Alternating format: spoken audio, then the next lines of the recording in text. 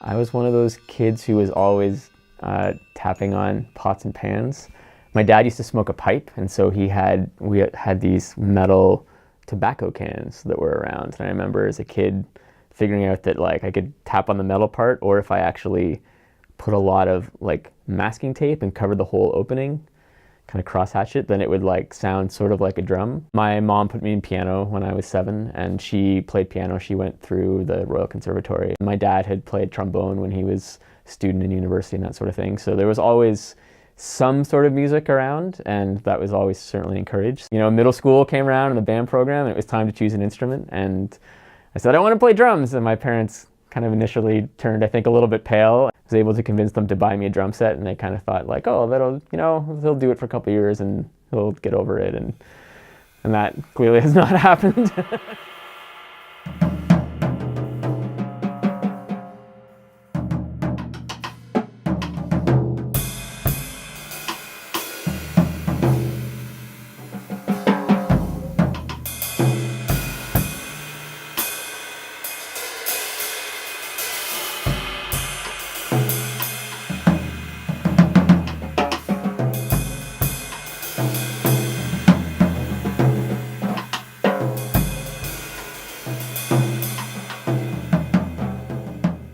A lot of things. I think the variety, personally. I love the variety, and that's one of the reasons I do a lot of theater stuff, theater music, and that's one of the reasons why I love doing that, is because of just the variety of shows and things that I get to do. I love the sound of a lot of the instruments. There are just certain things that every time I get to make a sound on them, it just brings me such great joy and happiness to hear that sound and be connected to it. I think there's something very very cathartic about playing percussion, just about the action of it, about the movement, about the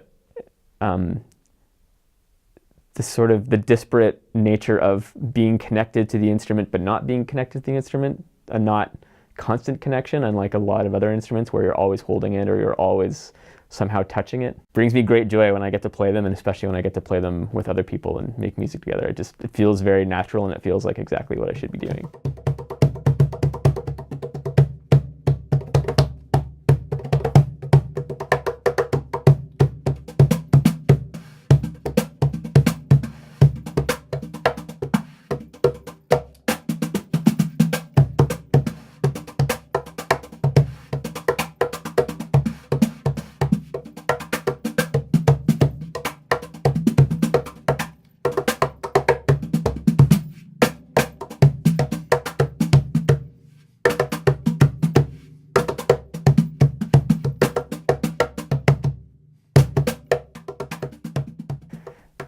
Being in TorQ is amazing. It's and occasionally frustrating, like any other relationship. Sometimes it is a little bit like a four-way marriage.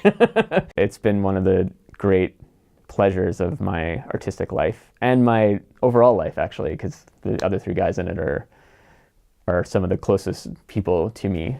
The more time goes on, the more I love playing with them, because we know each other so well that when things click, they really, really click. Especially improvising is really a joy with those guys because I know them so well, and yet there's always surprises that come around the corner from everyone. But there's just a real strong, natural musical connection, which is something that I think you can only have with time. I don't know that there's any other way to really build that up.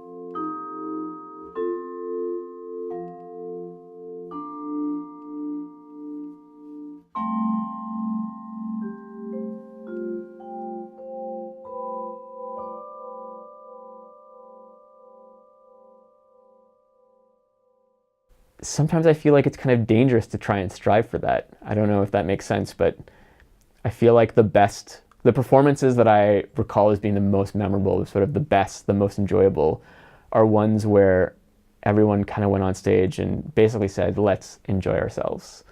And those are often, when you take the pressure off yourself, I find that those are often the performances that end up being the most enjoyable, when you're just out there. Obviously you've prepared whatever you have to prepare ahead of time, but you know that you're just out there playing for the enjoyment of it, playing for the enjoyment of the sounds you're making, for the enjoyment of interacting with these other people on stage, for the enjoyment of the audience. And when that happens, to me, I guess that's the ideal, is getting in that situation where you're not really trying to accomplish anything, you're just doing it.